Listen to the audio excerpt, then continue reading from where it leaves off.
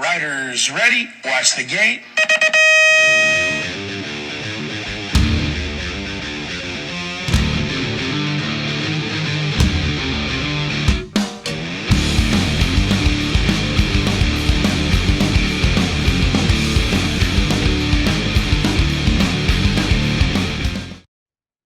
Hey, welcome back to the Dirty Knobs Podcast. I'm your host, Hollywood Mike Miranda, and my co-hosts are, as always, JV James Vicente and EC Eric Carter.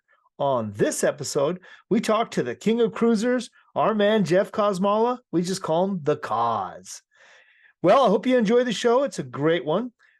Please be sure that you go to www.dirtyknobs.com for merchandise. Like us, follow us, subscribe, enjoy. Time for the show. Here he comes. See if he showered. Did he shower? Yeah, he showered. He already showered. Dude, What's up?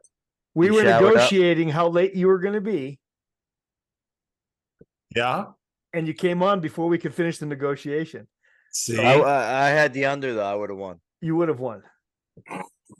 Yeah, but let's not celebrate being 5 minutes late.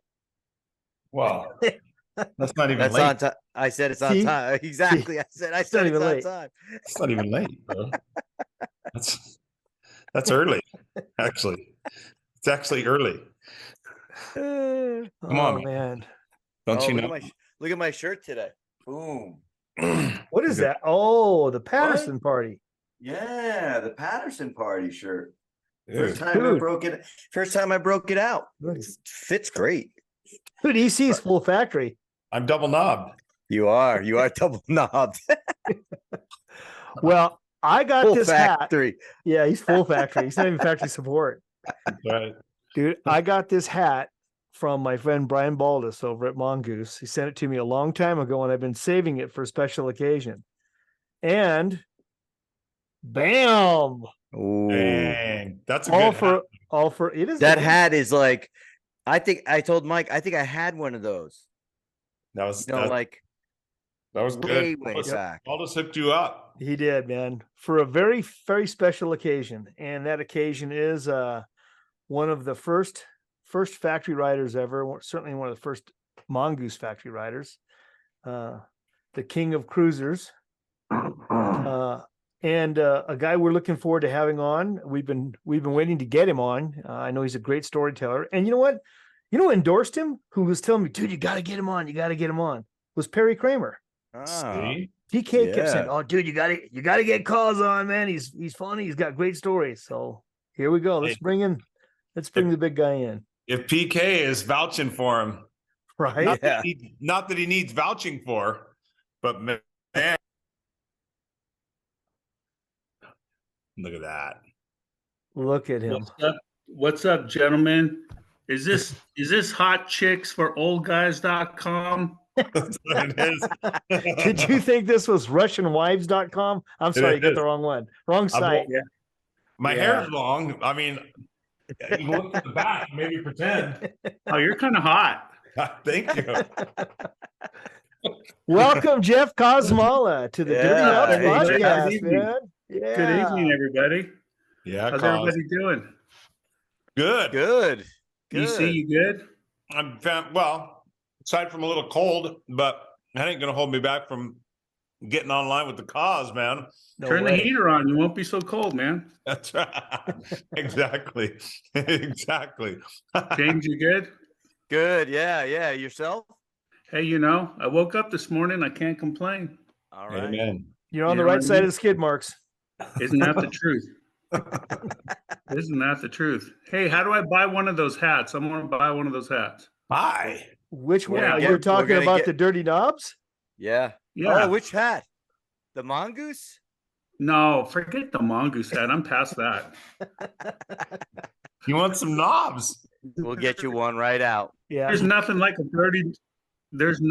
dirty knob every once in a while. That's right, baby. That's right. That's what I'm talking about. Yeah. JV, why don't you tell our guests a little bit about our guest? All right.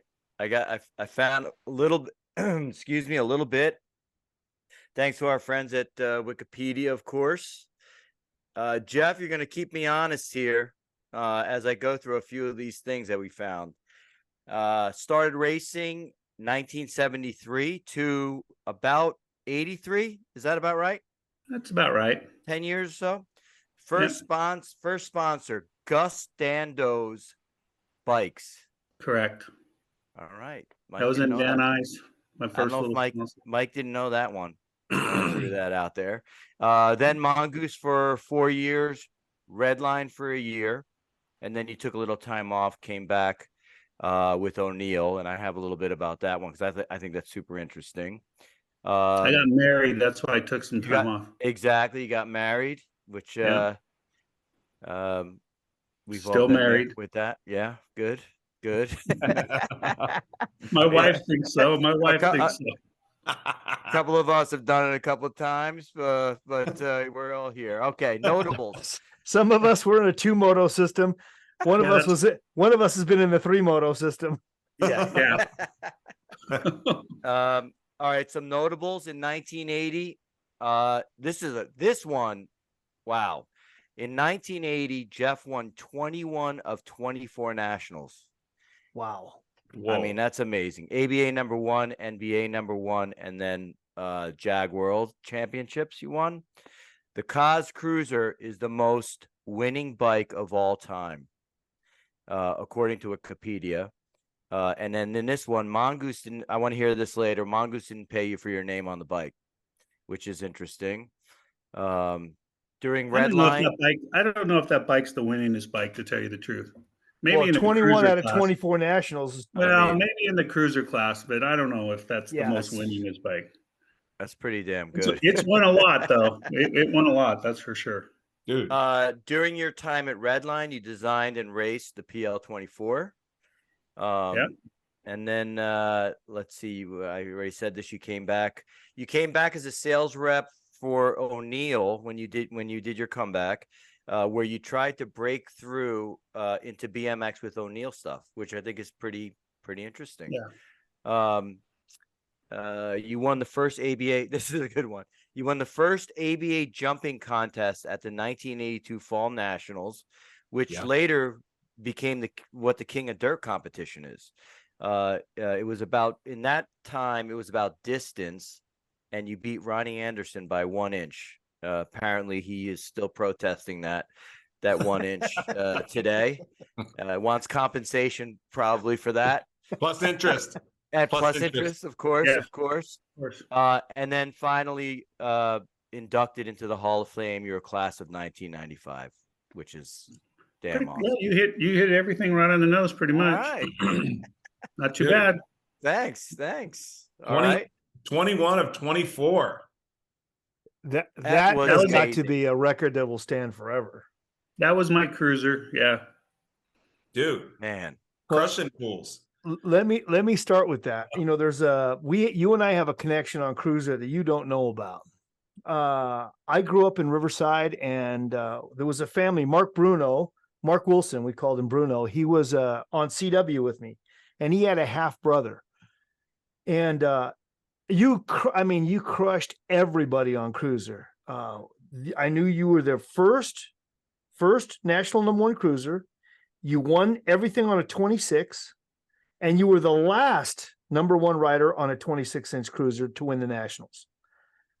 And I was there in Anaheim, California, for the indoor nationals on concrete, where the first time ever a young man from Riverside named Tony McDaniels lined up on a custom-made 24-inch RRS cruiser. And let me just say this, Tony's a friend of mine.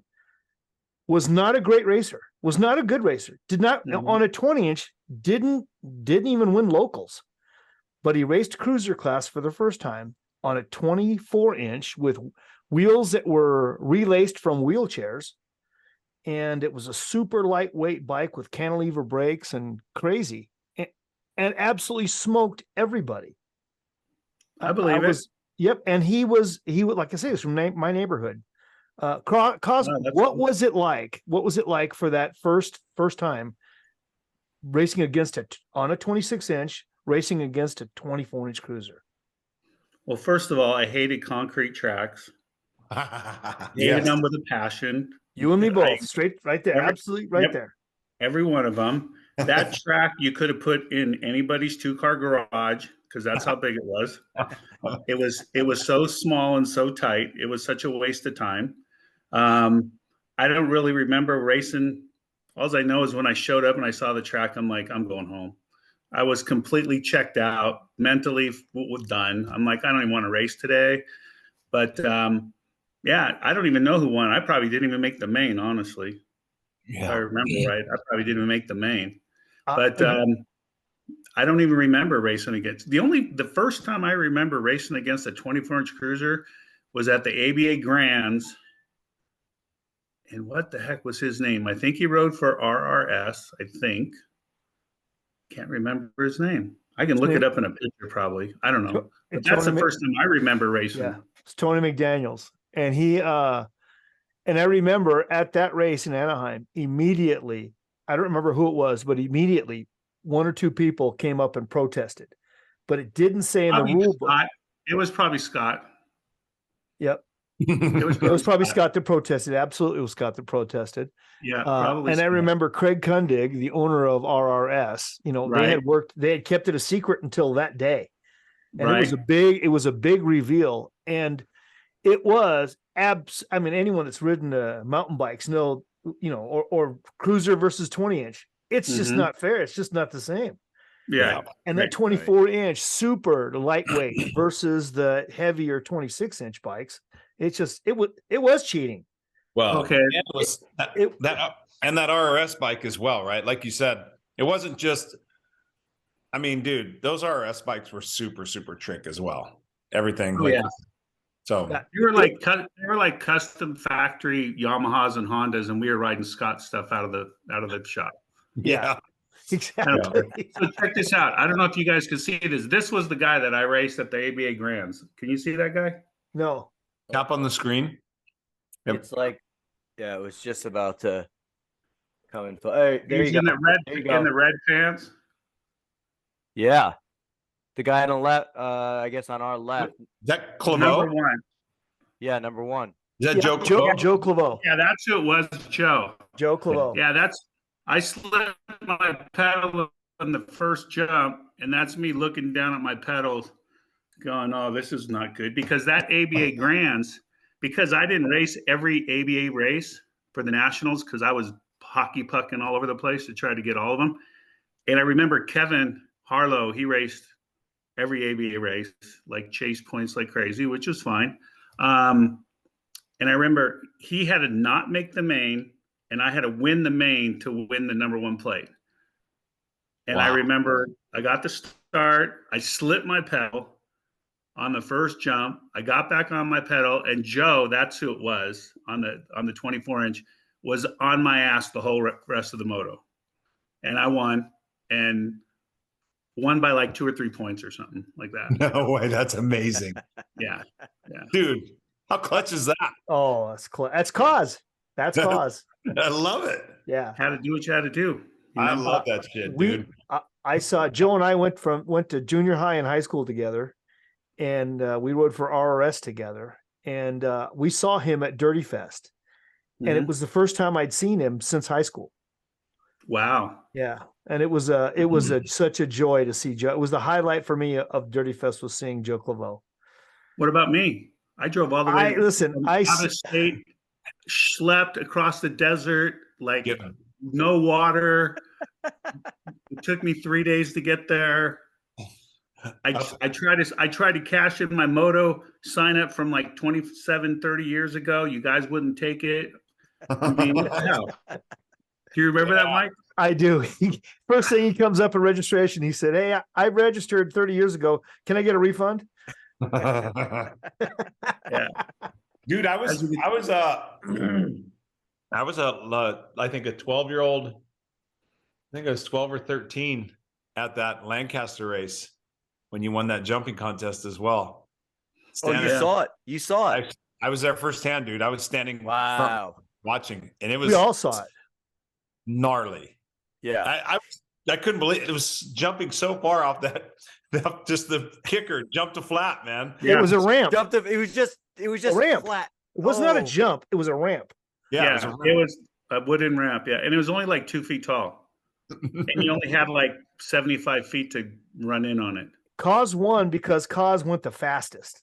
I think he jumped like, I think it was like 27 something. 31-11. 31-11. Wow. off a 2-foot wooden ramp. And Ronnie was there all day hitting that ramp, trying to win.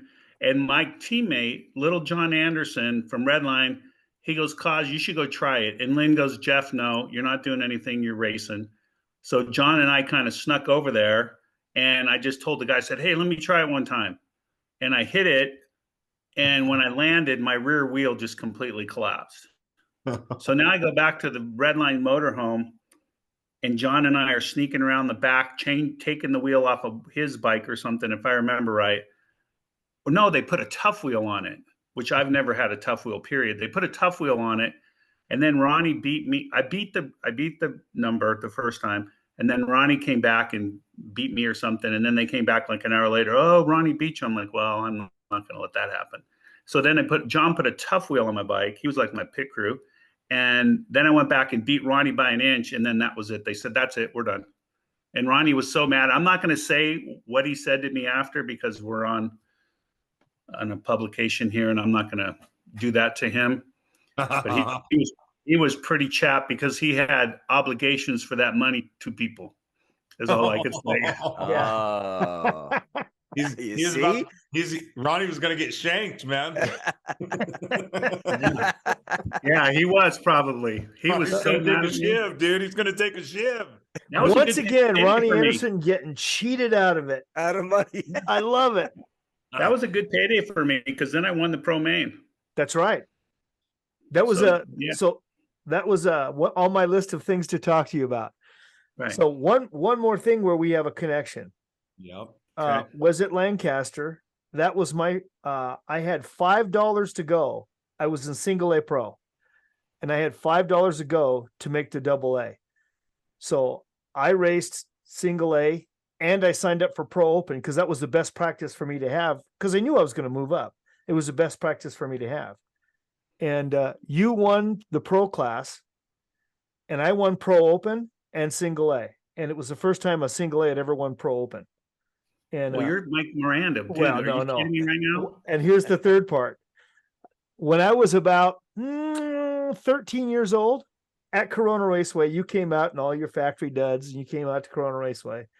And my best friend at the time, he said to me, dude, you look like little Jeff Kosmala. And dude, you were a stud. You were a chick magnet. If you look like a mini me, you were a mini chick magnet. I think I looked like mini you back then. This was pre-mustache. And dude, that's a compliment to me. That goes right to my heart, Mikey. Well, let me just say this. My best friend was black, and we all those white guys look alike. You probably looked alike to him, so it didn't matter. Isn't that crazy? And I always kid everybody, Stanley's my 7th brother. Well, I have 5 brothers, so he's my 6th brother. Yeah. Whenever he came down south, my mom would, he'd stay at my house, and my mom would totally, you know what I mean? Yeah. Take care of and stuff. Yeah. That's a pretty cool story. Yeah. Well, I always, it's no secret. It's not the hat and the shirt. Motorman. Yep. You got my underwear on? You got my underwear on? I've always been a huge, it was my first bike. It was my dream bike, and it's the bike I always have been connected to. Yeah, that's cool, dude. Yeah. I'm a Mongoose guy. Crazy. Right on. Nice. Yeah, I'm a Mongoose guy. See this picture right here? Where's it at? Right here? Yep. I know that's a picture of my wife and I that John Carr took. I'll put my camera up there a little bit. Yeah, the one where you're sitting in the van. I've seen that. Yeah. Okay, that's Corona. That's from Corona Raceway, that picture. Wow. Yeah. What year? Oh my God. Well, that was our blue uniforms with Mongoose, so it had to be 80 before 80. because I think we went white in 81 or something. Those are Bill Walters, weren't they? Oh yeah, the Mhm. blue Oh, ones. yeah. Right. Yeah, Dude, Bill Walters. Yeah. insane. By the way, Ah. Mike and I were talking about killer team, man. That Mongoose team for a long time, right? Everything was cool about it, by the way. And I agree with Mike. It was my first real, bike, and just loved everything about Mongoose. The uniforms look really cool, and the team was awesome. I mean, you guys had some really fast guys, but I think one of the things that we talked. Go ahead, Mike. Yeah, and it was a team of pros. Right. It was just a team of pros. Yeah, we had a couple. Well, you know what? We only had one little amateur kid, and this is a whole different story. But Mouse McCoy was on our team for a short period because it was like a gimme. His family knew, or his parents knew Skip, and Mouse became one of the best motorcycle desert riders of all time. Absolutely. I mean, he's like super well known in the desert community for sure. Yeah, if you see the movie Dust to Glory, it's all about Mouse McCoy. It was awesome. Ridiculous. Yeah, for sure. All right, so let's go. What's next? How did the whole Mongoose team come about? How did you go from the bike shop to the Mongoose team? Okay, so here's going to be, my wife told me, she said, listen, don't get long-winded with these guys. They got a job to do and everything. Because I tend to see, I'm very, what's the word? Organized type person. So I go boom, boom, boom. I don't skip nothing. Anyway, so short story. So I was riding for Gus Nando's. Mouse McCoy's mom, Pat, and Skip were friends. And I was out racing at Van Nuys, doing the local Van Nuys thing and, doing really good. I think it was like 14 or 15. I can't remember. Doing good. I was like one of the better experts out there at the time. And Mouse McCoy's mom tells Skip, listen, you got to come see this kid race. And it was on the team. It was Neil, Perry, John George. Hold on. Neil Bonds, Perry Kramer, John George. And who else was on the team at the time? Oh, Tinker. Tinker was on the team. Tinker, right. Tinker was on the team. Oh, and Cornuts. Cornuts was on Brian the team. Cornell. Yeah. And what about Danny Oakley? We don't count that. Okay. He's NorCal. Yeah, he's NorCal. Okay. So she tells Skip, listen, you got to come out and see this kid. So Skip came out to the races. I did not know he was there. I know who Skip was because this is another story. But so, I went out there and raced. He came up after the race. He's like, hey, how'd you like to ride for my team? I'm like, okay. I didn't really put two and two together. He goes, yeah, it's the Mongoose Factory team. This was on a Friday night. I'm like, are you kidding me? He's like, be at my office tomorrow morning at 9:00. So Mouse's mom basically took me there the next morning. And as we pulled into the parking lot, I go, I've been to this building before. And it was Mongoose, but it wasn't the big Mongoose shop. It was like probably the size of a Save On drugstore at the time.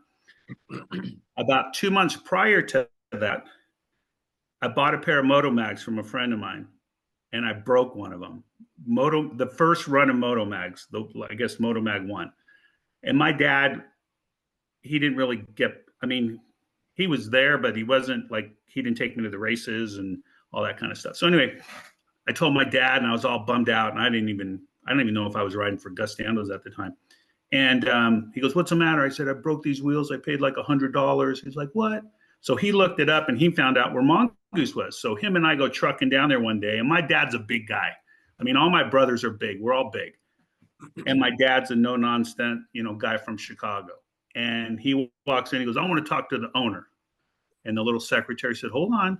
And Rick Toomey was there at the time. And Skip comes out and says, how can I help you? And my dad says, my son bought these wheels and he paid a lot of money and they're supposed to last and they broke and everything. And Skip goes, oh my God, well, let's take care of them. And he went in the back, got me a brand new set of Moto Mags, and we left. And that was it. He warranted them. Well, wouldn't you know, a couple, let's call it 2 or 3 months later, here I am pulling into the parking lot at Mongoose, 9:00 in the morning on a Saturday morning. And I've been this place, and I met Skip before. So within an hour, I had 2 bikes, I think they already were built for me. I just had to tune them up. I had 2 bikes. Mouse's mom was driving me to Bill Walters Leathers in North Hollywood to get fitted for a pair of leathers and a jersey. And about 1 o'clock in the afternoon, they had my pants done.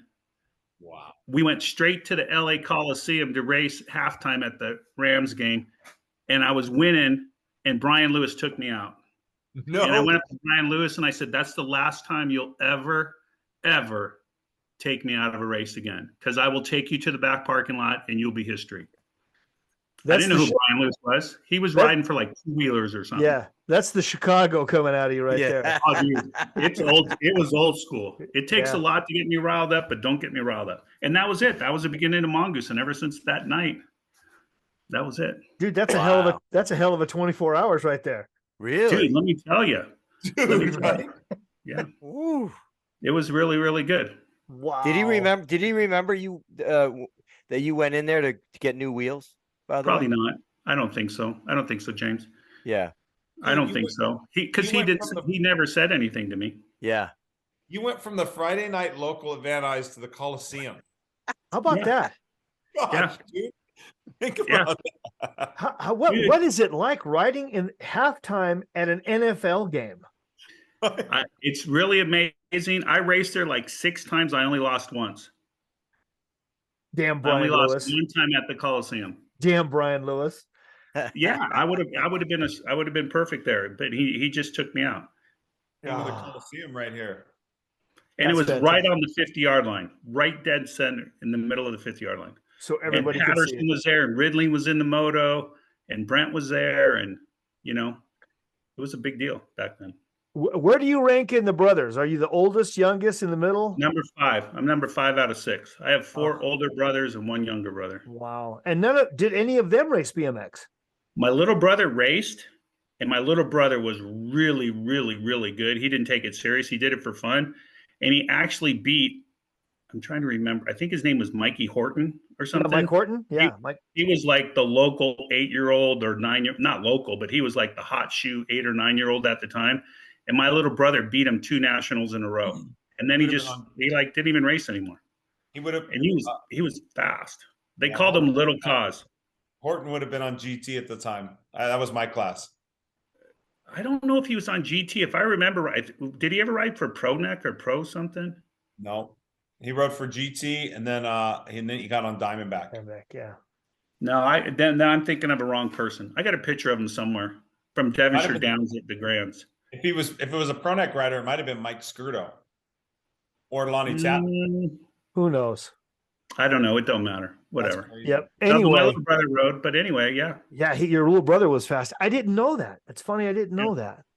Yeah. Wow. He was pretty fast for a kid that never rode. He just went and did it for, like show up and race, and then he wouldn't ride. I always wanted to be your little brother. You could be my little brother right now. No problem. No worries. Mike, you mentioned something to me. You mentioned something to me this afternoon about it was interesting. It seemed like the Mongoose riders did not stay with the company very long. Do you remember telling me that this afternoon? What I said was, after they had that original team that, with Tinker, Brian Cornell, Kenny Nachman, Jeff Kosmala, John George, Stanley, and Stanley. And it seemed like after that, when that team broke up, then Mongoose had pros that would only come in for like a year. Like for example, Greg Hill came to Mongoose for a year, then he left. Then then Eric Roop came in and he left. It seemed Bobby Woods. Bobby Woods came in for a year and left. What it could be? I'm sorry, Mike. I don't mean to interrupt. No. It just seemed to me that after that, it was like that was the Dallas the Dallas Cowboys of BMX. It was an entire team that was a big unit. And then after that broke up, the dynasty was done. Yeah. It was just players coming in and out. So what do you tell us, Jeff? Yeah, buddy. What do you want to know? Is that what it felt like to you too? You know what? We were definitely a tight team. Kenny and I and Brian and Tinker and Stanley, we were pretty tight and we did our thing and stuff like that. But I don't know why guys come and went. It could have a little bit to do with, and I'm not sure, Skip selling the company.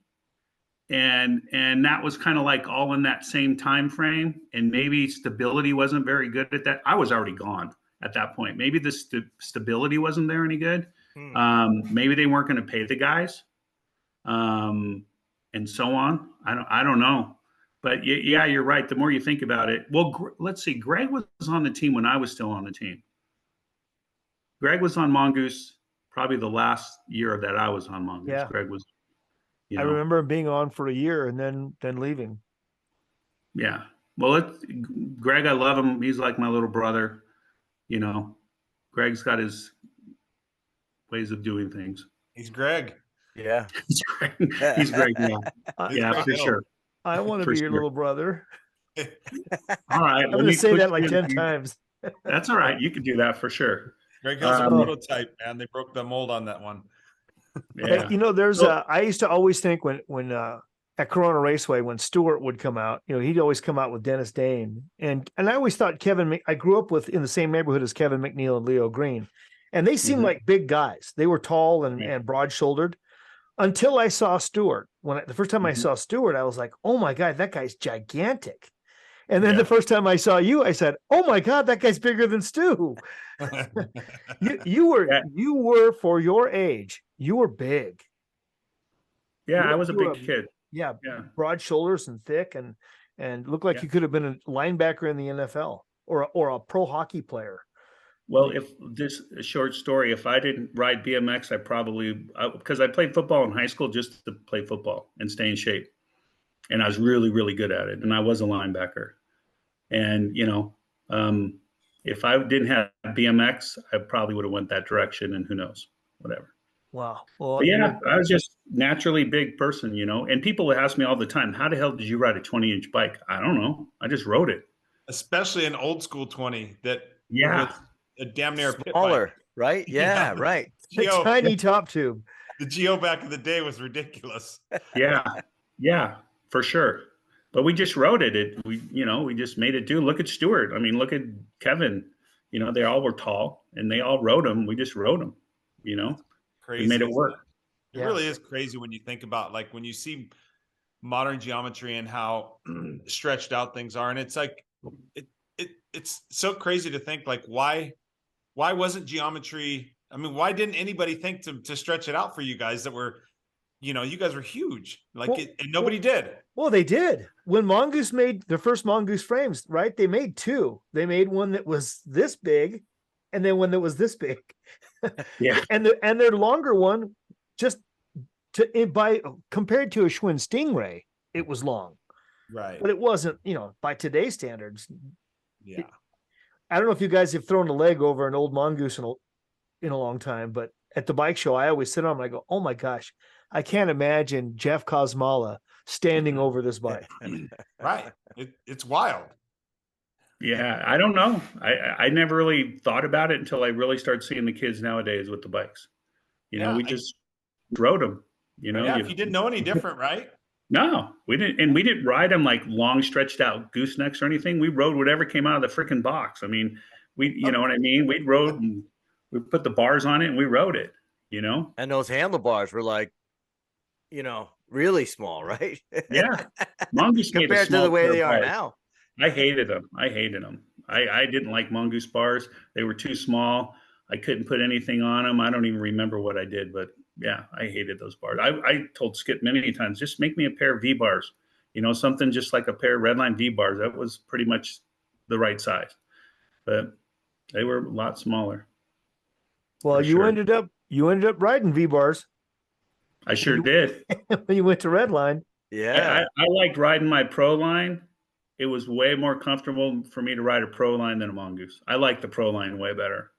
And how did that road and everything for sure. Tell us how that transition went. You really want me to tell you?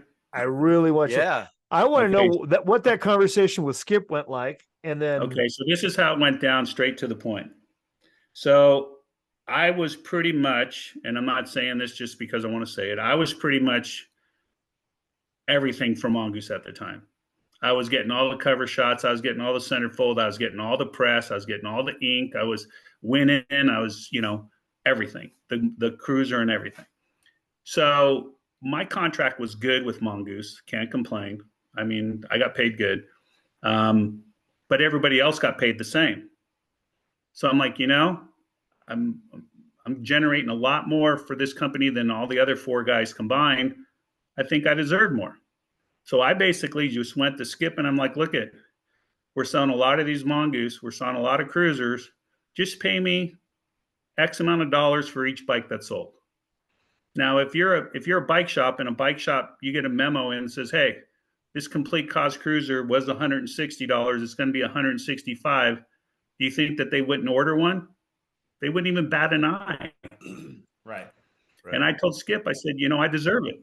A couple bucks a frame. And he refused to do it.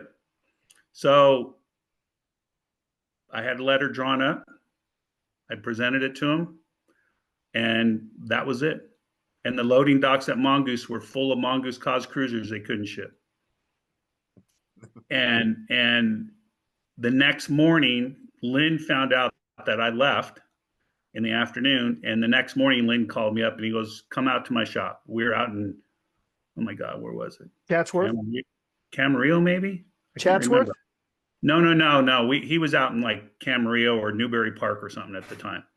And I knew Lynn from before because I got a job when I was like 14 years old with Bob Hadley building Redlines and boxing them and shipping them. Bob Hadley and I worked together in this little shop at Champion where they made the motos, where they made the motorcycles, the flat track motorcycles. Bob Hadley and I worked out of the shop and we would assemble the bikes with the bottom brackets and the forks and stuff in them, and we would ship them out. So I knew Lynn from before that. Anyway, long story short, the next morning I was at Redline designing the PL24, literally in 24 hours. Wow. And it cost Mongoose way more than if he would have just paid me.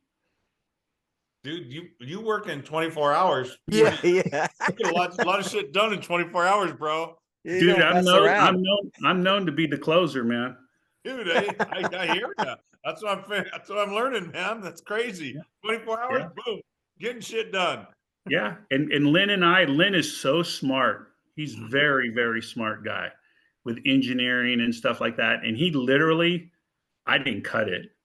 I don't remember if he cut it, but he literally with the oval tube, I think the down tube, I can't remember. I got one of those bikes in my storage. I still have one, a PL24. Literally by that afternoon, we had a bike. He welded up a bike, and probably within 2 or 3 days, it was a race bike. Wow. And Stuart didn't even know I was on the team. And I flew to Detroit with Stuart, and he thought if I remember, I could be wrong. If I remember right, he thought I was going there as a Mongoose rider. And when the bikes came off the belt, it was 2 bikes, Redline bags. He's like, who else? There's my bags. And I'm like, dude, I'm your teammate. And he's like, oh, shoot, dude. And yeah, Stuart and I raced in Detroit together. And the hotel, this is crazy. We stayed in the hotel, probably a Holiday Inn or something, because Mongoose, we stayed at like Hilton's and super high end. Skip definitely took care of us. Anyway, we're staying in the hotel, and it was the first weekend MTV came on the air. And I remember Stuart and I sitting in the hotel room watching MTV. And the only song I remember is I Want My MTV. That song. Yeah. Yeah. I'm almost positive that was the same weekend that we were in Detroit. And that was it. Wow. Yeah. Crazy. I love it. I love that you didn't tell him before. I was just gonna say I love the bikes coming off the conveyor. Yeah. Well, Stuart and I knew each other, but we didn't communicate. I mean, he was a down south boy. I was a valley boy. We had no reason to talk. We might say hi on the starting line, but that was pretty much it. We didn't hang out and do whatever. And you were NorCal. Yeah, and I didn't even think about it. I just went to, Lynn says, here's your flight, go to the airport like I usually do, because I flew all the time by myself. There was a lot of times the Mongoose team wouldn't go to events, but I would go. So why is that? Why didn't they go, and why did you want to go? for one, I was chasing points. Two, Skipton, he just said, "You're going to this race," so I'd go by myself.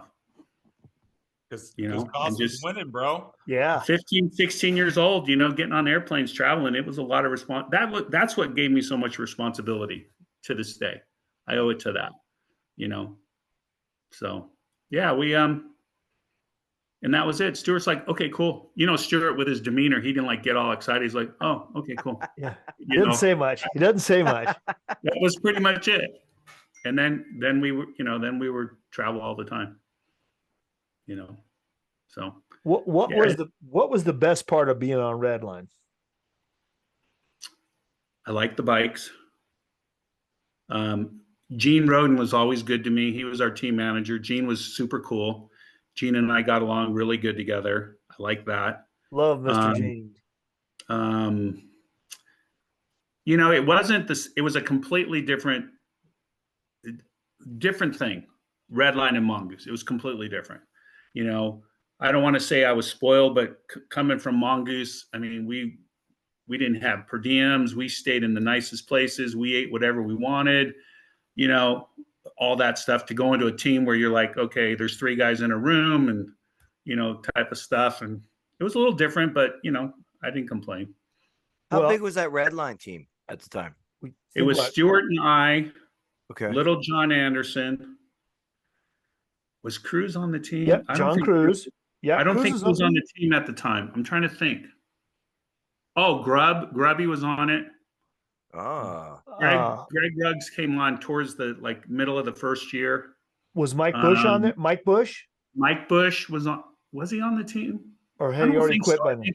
I think he was not there anymore when I rode for him. And then I rode for Redline until I got married in '83. Year and a half, whatever it was. Was Dennis Dane still on? No. He had retired already. No. Well, all I know is from a little kid out at the local track, it was, you saw it was the Mongoose team with the Suburban and all you guys in all your matching stuff and matching vans. And you guys all were, a big group of pros came out and it was a big deal. And then when you went to Redline, it seemed like that was the premier team because you had the pros, you had your Redline jackets on, you all had the same stuff. It was kind of the same thing. You went from the Dallas Cowboys to the next Dallas Cowboys, the next big American team. Well, any team that Stuart was on at the time was going to be like the premier team. Stuart, let's just be honest. Stuart was the guy in BMX at the time, let's just be straightforward. And I totally recognize that for Absolutely. 100%, 100%. But I think, bringing to it. And I did good on the PL24. I won a lot of races on that bike. And it's still, to this day, it's still my favorite bike to ride. I like riding that bike more than my Cos. I just like the feel of it. I just, I have one. I don't ride it that much, but it's in my storage unit. But it's, and the only thing that we adapted to that bike from the Mongoose was the bars. I ran the same bars. Lynn made the same bars as Mongoose bars because they were motorcycle bars. Oh, really? That was the Cruiser bars were from a motorcycle. Yeah. I didn't want tall bars. It needed to be low because the thing was so tall to begin with. So that's where those bars came from. Yeah. If you look at the bars, I remember seeing the bars. They're wide, and and the space is low, right? The space between but the bottom of the bar on a BMX bike comes up more vertical, and your bars actually went out farther on the like a set of motorcycle bars. Yeah. Right. I remember seeing that. Yeah. It just made the bike ride so good. I mean, I'm not saying there's nothing wrong with the Cos Cruiser, but the Redline, to this day, I still think I'd like a PL24 better. It was, I mean, if you take the name out, if you take the brand out of it, right, it was the evolution of the Cos Cruiser, really, because you did the Cos Cruiser what you liked before, and then you learned the things you didn't like and liked, and Lynn was able to put those things into play for you, and so you had your ultimate bike. Yeah. Plus it was a 24-inch, so it had to be smaller. Yeah. So it was going to be smaller to begin with. He made it more like a BMX frame, Yeah. It wasn't so tall between the bottom bracket and the, seat posts and stuff. So yeah, it was cool. Dude, the Cos I got Cruiser, to design 2 bikes. That was kind of fun. the Cos Cruiser is like ride out. Is like the modern day ride out bikes, man. Yeah. We're way ahead of the curve. Mongoose actually blew it when they, like 10 years ago, they wanted to come back. See, I have my name's trademark. I own my name. So they wanted to come back. So they reached out to me and they said, hey, we want to bring back your, and this is way before they missed the boat so bad. Mongoose missed the boat so bad. This is way before anybody was really retroing bikes back, before SC and all this stuff, you know. But you're saying the first iteration of it, when they first reproduced it, was pretty good. And that was, it was good. It was good. I wouldn't put it in the same caliber as like a BMX race bike or something. right. But it was definitely better than a Walmart bike. And it wasn't in the caliber of the original Cos Cruiser. No, come on now. No. No, it wasn't. I'm still looking for one of those. I have one. You should have one. I hope so. Yeah, I would hope so. I have one left. Yeah. That's amazing. Yeah. That is amazing. And you have a PL24. And I have my last race bike PL24. Wow. Holy. Yeah. I know who wants that bike. I can tell you there is some dudes when this thing goes live and people they're gonna be frothing. I know one guy. I know one guy that wants that bike more than any other guy. Sure. I do too. Yeah. We'll make a display for you. Yeah. If there was enough zeros on it, if there was enough zeros on the number, I might sell it. Well, let me tell you, there's one guy I know that loves the brand and does everything he can to keep the brand at that level. He never skims on anything, and that's Rob Lane. And he's our buddy, and he does it right, man. He does the displays, but he does the display right. He has really elevated the brand of Redline, if you ask me. Yeah. You should. Yeah, he's pretty cool. He's legit. Cause I don't know if you got to see his deal at Dirty Fest. Yeah. I mean, very impressive. Yeah, his trailer's cool. Yeah, his trailer's awesome. Yeah. Yeah. Because he's about history. He's about history. Yeah. Exactly. I told him I got a bunch of stuff here. I'll send them. I mean, like my bike bags and stuff like that. I have no need for stuff like that. Oh my God. The only reason I'd ever sell it is to pay for my medical bills right now. So can we talk about that a bit, Cos? Sure. About your health? Sure, of course. Give our audience an update of what's going on with Jeff Kosmala. Well, right now, as my shirt says, where am I at here? There you go. Fighting cancer, going through chemo, and still this sexy. Yeah, baby. So right now I'm in the middle of chemo. I have what they call stage 4 liver cancer, which basically it came from my colon cancer that I had 2 years ago. So I have 11 more rounds of chemo, which kicks my ass. Excuse my language, Mikey. I don't know if I can just say that. It kicks my butt big time. I have it every other Monday. It's a hard battle. It's, the cards will fall the way that they fall. But I'm just looking positive. I mean, I'm just, I'm going to figure out a way to beat this thing. The problem that I have is because the way that the tumor basically attached to my liver, it came from my original colon cancer, which means it's in my blood, and that's not good. So the goal right now is I get like 6 hours of chemo every other week, which is a lot.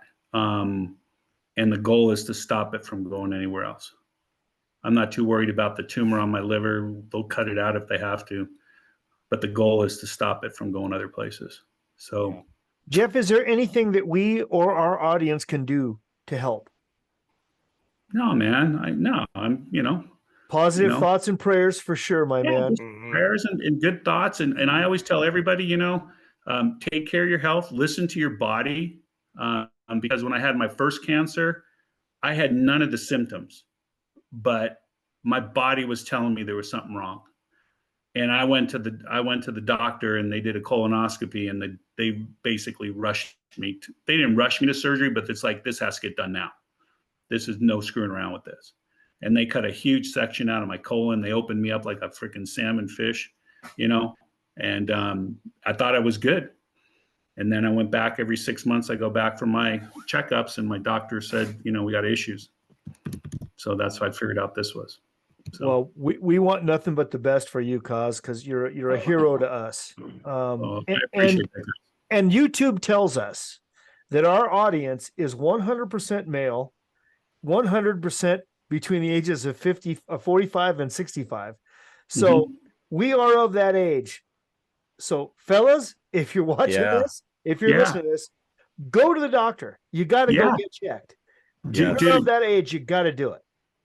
I tell people all the time, listen, the ladies go to get their boobs smashed. The guys got to go get colonoscopies, man. I would start at 40. Just be straight up. Straight up. I mean, there's no messing around. You got to go do it.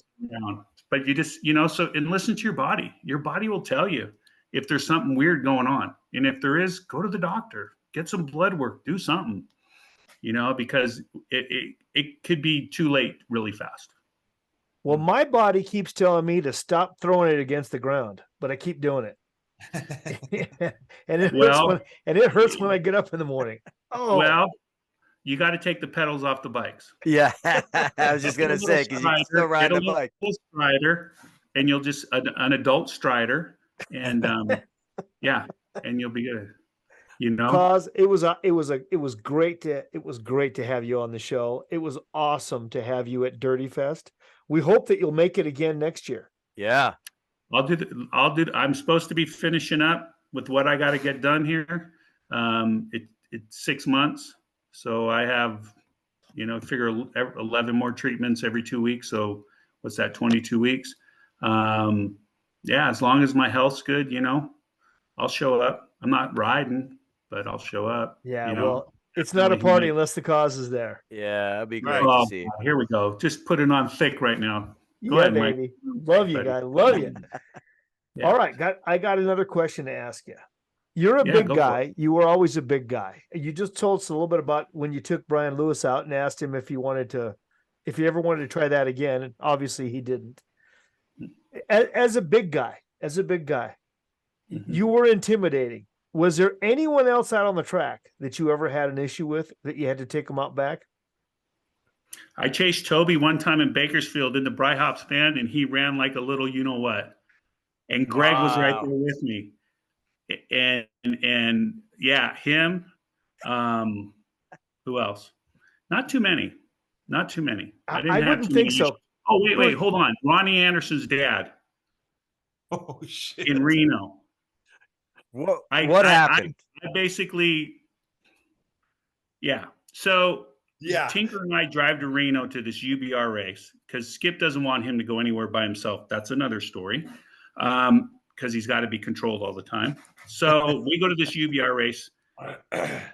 I win all three of the pro motos. I win my first two cruiser motos.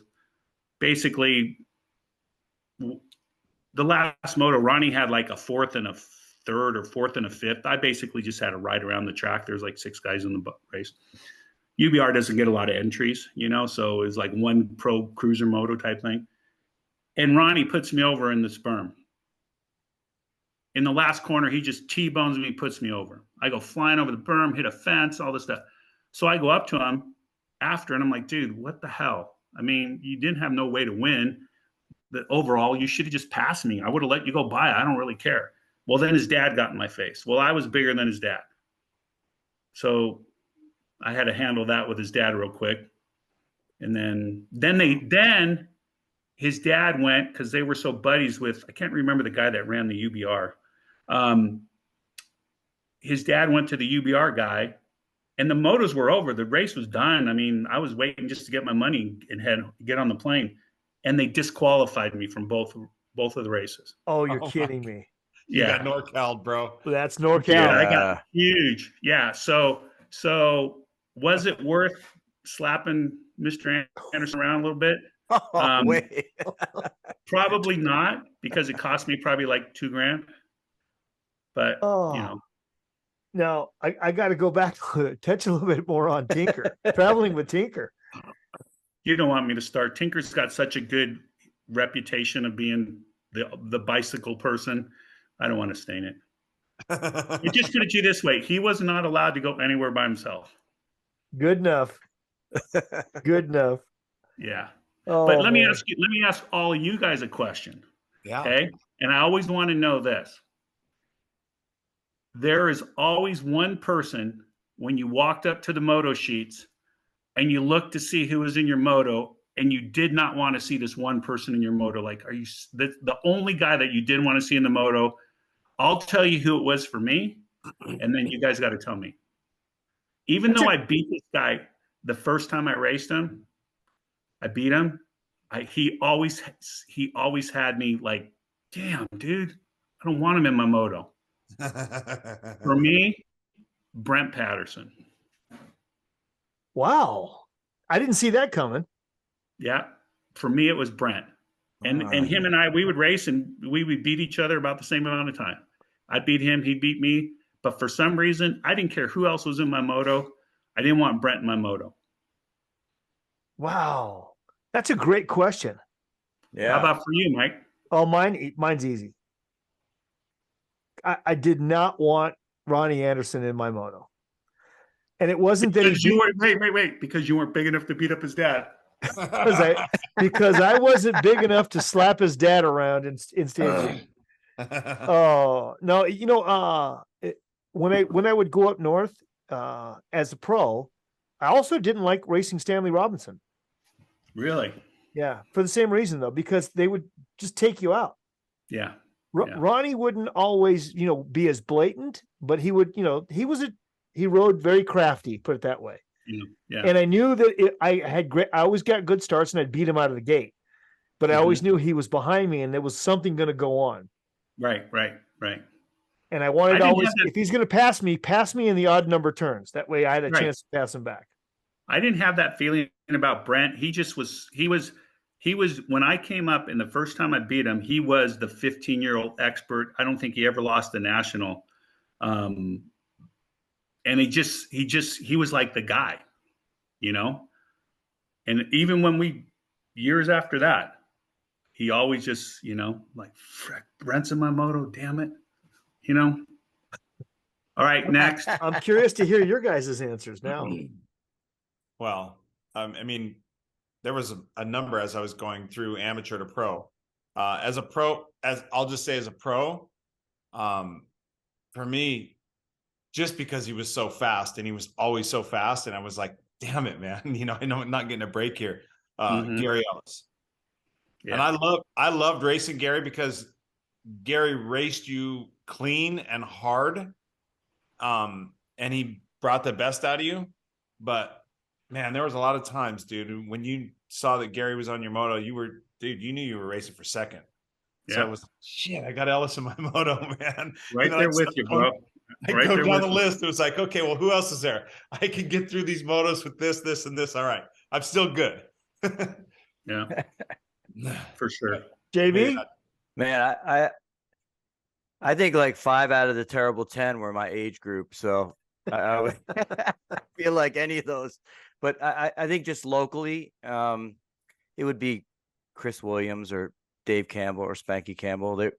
I raced them all the time locally. And whenever I got onto a gate, if it was our local track or somewhere else, I'm like, fuck, I'm racing them again. You know what's funny about those two guys with completely different styles, completely different riders. Yeah. Yeah. Wow. I always wanted to ask that question to everybody. I like it. I think we're going to start asking that one. We're going to start asking that one to everybody. For sure. It's a really good question. At locals, we always had at the Orange Y, man, it was Chris Moeller, because that dude would always take you out. Like, he thrived on it. He loved taking everybody out at the third turn at the Orange Y, man. It didn't matter. You could be winning the moto and he would be in fourth and he would just straight line and just crush you. What I don't get is you would be in seventh in a semi and he would take you out in the last turn. Yes. I never understood that. I'd watch it and I'd just shake my head like, Yeah, wow. And then he'd be laughing the whole time. And I was always on, even when he was doing that stuff, man, I was always on good terms with him. I would just be like, oh my God, dude, he got me again. I would just, we would be up on the gate and I'd be looking over and just shaking my head like, what? What? Well, you know why I want to know that question? Because I have total respect for Brent. That's why I was, you know what I mean? Yep. Yeah. I mean, I respect a lot of people. I mean, pretty much everybody, but I always had that for Brent, I think, and that's where my answer comes from, that same position, man. You know, like racing Gary, I had a lot of respect for. I mean, there was a lot of guys when I turned pro that I had a respect for, but Gary was just so fast and so consistent. And it's like a lot of guys would have, they would go in phases, right? They'd be going really fast and then they'd go slower and they go fast. And Gary just always was strong, man. And even if he had okay motos, man, he just could flip the switch, man. All of a sudden, main time, dude, and he'd win 3 mains. He wouldn't have won a lap all weekend, and he just wins all 3 mains. You're like, dude, where did you pull that rabbit out of your ass, man? Right. It's just like, and he just could do that, dude. He was amazing at that. He was so good at that. Yeah. And like Gary Ellis, Brent Patterson was so good for so long. Yeah, right. Just consistently really, really, really good. Yeah.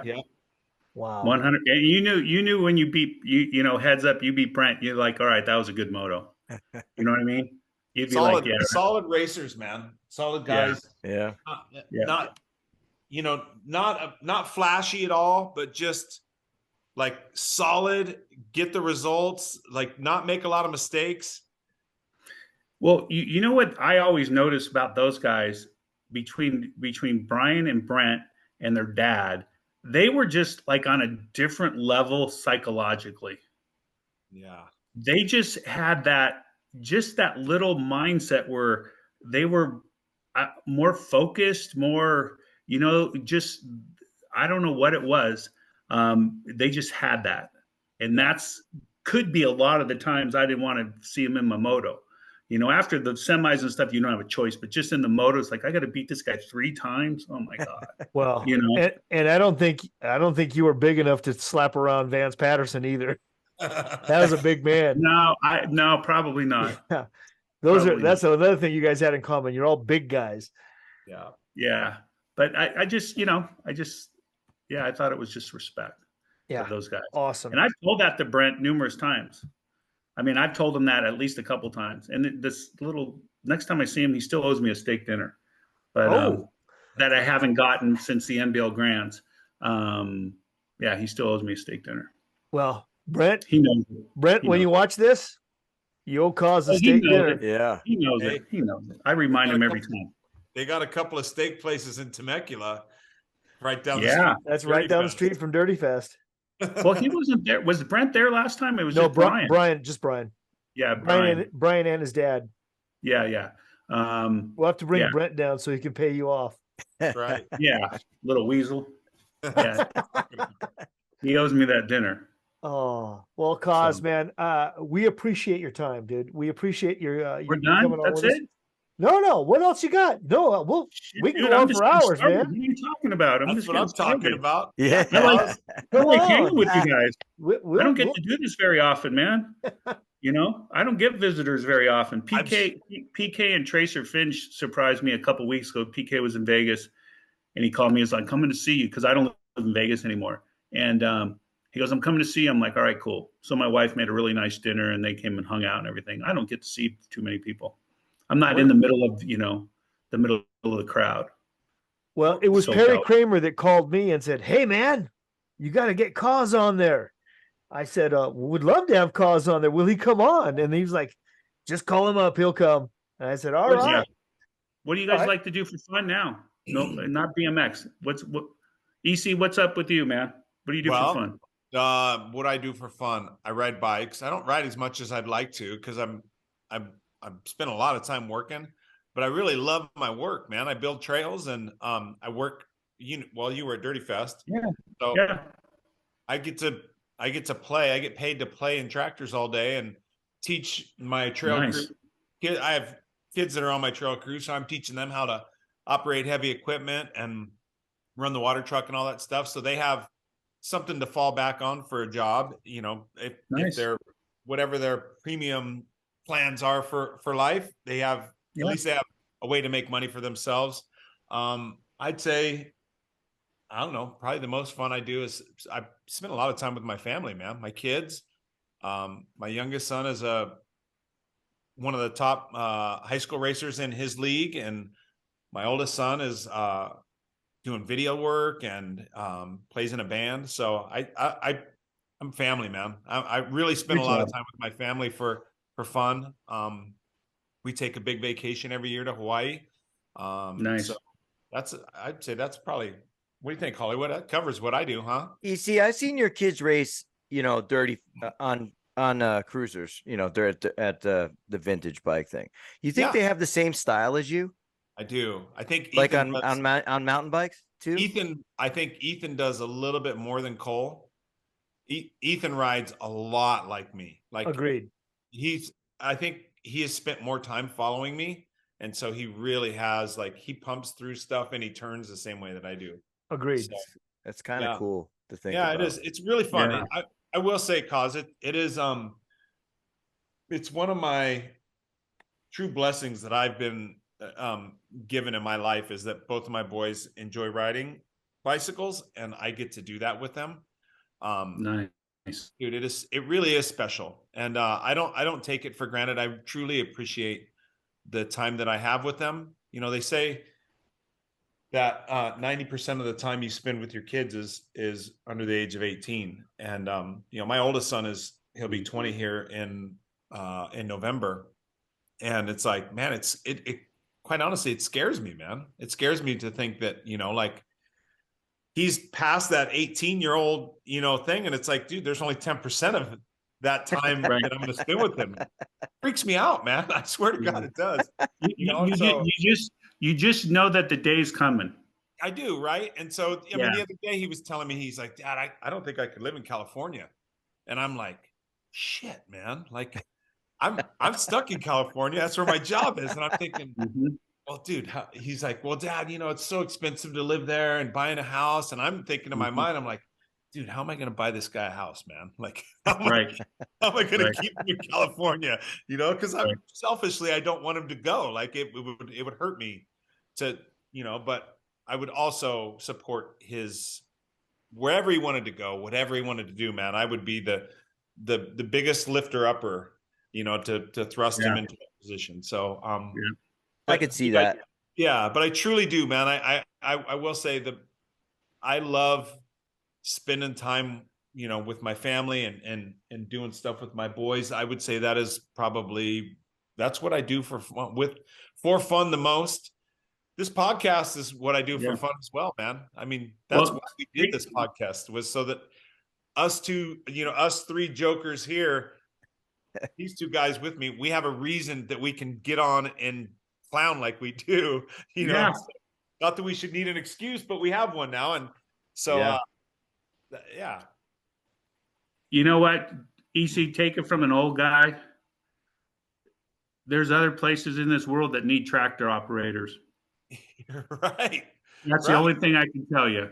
You know what I mean? I hear what you're saying, man. And I've had offers. I've had offers to go places and do things. And I've had people tell me that I should start my own trail building company. I could actually probably make more money if I was operating a business outside of, I work for a company, but I will tell you, Cause, the guys that I work for and the family that I work for I've never met, I've only had a few jobs outside of racing, but these guys are the most genuine, solid, supportive people. It's a I report to the third generation of a family-owned business. And dude, they are so good and so good to me that I can't imagine stepping outside of that. I really can't. I could get a job working at another one of their campgrounds. They have 3 in Arizona and 1 in St. Louis. And so I could move to those places. If I had a choice to move places, I'm with you, Cos. I love Southern Utah. I think it's beautiful there. Mhm. I love the lifestyle. I like that you can drive your side by side to the grocery store. Yeah. Uh, I like that you can go out in the hills and ride your motorcycle or your side by side or your bike and build jumps and shoot guns, and you can do whatever Nice. the hell you want, man. I love it. Yeah, I agree 100%. I agree, buddy. For So JV, sure. I'm totally, I'm just blown away. I can't wait to hear your answer. Why do you say it like that? Because you're a horn honker. you are a horn honker. I am. I Whoa, am. whoa, whoa, I got whoa, pretty whoa, angry whoa. today. Hold on. My hand's up. Hold on. My hand's up. Zoom call. What's a horn honker? JV gets All right. pretty. JV gets riled up real quick. And Yeah, Really? I'm originally a Northeast guy, born in New York, but grew up most of my Mhm. life in Jersey. And we use our horns a lot. I mean, you ask anybody up there, they're gonna tell you if you sit at a traffic light a half a second too long, someone's gonna remind you that that light is green and you Okay. have to go. and JV can be 3 cars back, and he's right on it. Yes. Yeah. And, Yeah, and he's like JV, the Because I'm Give me like I'm on a starting gate. Wait, dude, he's like a top fuel dragster. He's waiting for the green light, dude. He's got a 003 reaction time. dude, He is. JV, when he goes to the market and he pulls the little number down, it says number 74, and the guy calls 72. JV gets mad that he didn't call 74. 72? What's he calling 72 for? I'm 74. He's been calling. Come on, that dude's not here. Call 73. Let's go. JV gets wound up, man.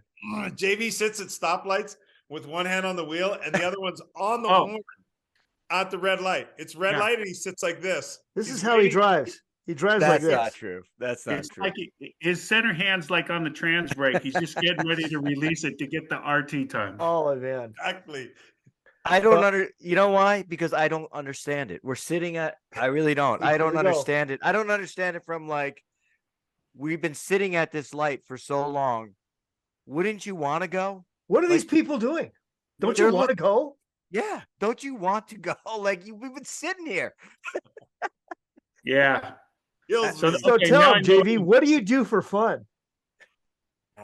I think well, for sure, this thing that we do is kind of like the fun thing for us, for me. But I think right now it's the camping piece. We bought when we moved down to Florida about I don't know, just over 4 years ago, we bought a Class B RV and we drove down. We drove down here. We actually they made a big U because we went to we went all the way west and then we came down to Florida. But Nice. we loved it. It's a small, it's a small RV, but that is the enjoyment. Is every Mhm. weekend that we can. We're in Florida, so it's hard to. It takes 5 hours, 6 hours just to get out of this friggin' state. Yeah. But we try and do weekends like 1 night, 2 nights a week, and I'm sorry, 1 weekend a month is the goal now because we have a 12-year-old and she has an activity Perfect. like every weekend. So when she doesn't, we try and get away and just like stay at a campground. And I love the idea of, doing the grilling thing. And Mhm. I don't mind. you- I don't mind the setup and then the breakdown, which is a pain in the ass, but I like it. I'm doing it by myself. Putting things away. It's it's kind of Yeah. I'm in I'm my right own there with zone, you, dude. I'm right there with you. I've had a motorhome for like 35, 40 years. And I'm right Yeah. there with you. It's great, right? And now Mike has gotten his Sprinter van, and he's been setting it up. So he and I talk all the time. Like I'll see something on social media, and I'll send it to him. I go, "Did you see the way that this guy did the bathroom?" Mhm. Yeah. And That's funny. yeah, and we'll go back and forth on that. But I super enjoy the van life piece, and that is the ultimate goal. Is to some point like just get a bigger RV and go. I like that. Yeah. Especially out west. Out east, there's not much to see, but really when you go, people don't realize how much we have here just in the US. Go out west. I mean, it's beautiful. There's a Totally lot. beautiful. There's a lot in the East for you, JV. It's just that you live in Miami, so it takes you. Yeah. I can't get out of here. It takes him 2 days just to get to Orlando. Exactly, man. Then he's got to turn around and go back. But there's got to be some pretty cool places for camping in like South Carolina, Tennessee, Georgia. There's got to be. Oh yeah. Yeah, no, the mountains are nice, but I mean these mountains that we have here versus kind of the cool desert. Those are woods. Like they're more woods. Yeah. Yeah. Yeah, it's different, but for us on the East Coast to see the West, all that stuff on the West that you got, it's beautiful. Yeah. Well, Nice. I don't like to have fun. You're lying like a rug. Mikey, who you working for now? You work for a bike company, huh? I do. I work for the Marin Bike Company. I've always been in the bikes. Love bikes. Still love bikes. My fun is entertaining others. That's my fun. Making people laugh or making the world better around me. That's my enjoyment. And it starts with my wife. She's my biggest fan, and she laughs at all my stupid stuff. And when I do stupid things, or I fall, or I hurt myself doing something stupid, which is all the time, she laughs. She thinks it's hilarious. Yeah, so, she loves the cheese. Oh, I am so cheesy, Cos. I am cheesy. You? Yeah. No, I'm cheesy. And she puts up with it, and I think she secretly loves it. Of course she does. Yeah. And that's her cheese. Yeah. Yep. That's right. Yep. Yeah. It's like EC said at my wedding. She knows exactly what she's getting. That's right. Yeah, I'm the same way I have been my whole life. Yeah. But I do want to share something. I had a conversation with my daughter this morning, and it's so relevant to the question. So she's moving, and one of the things she's sad about is, and doesn't want to move away from, is because she has a dear friend. And I said, your dear friends, it doesn't matter where you live. It doesn't matter where you live, and it doesn't matter how long or how often you talk to them. They're your best friends. And I thought to myself, I go, you know how lucky I am? My two best friends, I don't live near them, and I talk to them. I get to talk to them once a week. And that's awesome. Do you know how lucky the three of us are to do this? So you three are best friends. Is that what you're telling me? I'm telling you that those are my brothers that are on the screen. They're the closest people, aside from my own family. They are the closest people to. That's pretty cool. Yeah, that's pretty cool. Yeah, that's awesome. True. The only other one that gets included in there is my twin brother, Tommy. You have a twin brother? Yeah, Tommy Lee Brackens is my twin brother. Yeah, I see the resemblance. I really do. I always figured that out right off the bat. Yeah, you can kind of say the same thing back in the day with Stanley. Yeah, you and Stanley. We were like connected at the hip. Yes. Yeah. Totally. we had some fun. It's like looking in a mirror, right, Cos? What? I said it's like looking in a mirror. Oh, exactly. Yeah, exactly. With the lights off. For sure. Yeah, with the lights off. Yeah, good old Stanley. Tell us the Stanley Robinson story. Okay, here's a great story. So, I got so many fun stories. Okay, so here we are. We're on the NBA goes on this tour, and Brian and I decide we're going to tag along. So Skip basically tells us, I'm sending you a bunch of pictures, Mike. Brian Cornell. Yeah, Brian Cornell. We call him Cornuts. Yeah. Right. Okay, so we go on this trip. We're doing whatever, and we're following the NBA, sort of the NBA tour. But we're not we're staying in all the nice hotels. We're eating in the nice restaurants. They're having to dine and dash to eat. So we're following them. So Stanley and Kenny fly in. We're somewhere in Texas. I can't remember. And it's the middle of the night. Well, during the day, we stopped at this huge fireworks stand. And we bought all these fireworks. And I told this story at the NBA reunion thing like 2 years ago. So we're driving, and Stanley goes, let's shoot off a firework. It's like midnight. So we had a 2-liter bottle of soda. I don't remember. We must have dumped it out. I'm sitting in the passenger seat. Kenny's driving, I think. I can't remember. And I'm sitting in the passenger seat with this 2-liter bottle, and I'm sticking it out the window. And Stanley puts this like 3-foot long fireworks in the bottle. And I'm kind of trying to stick it.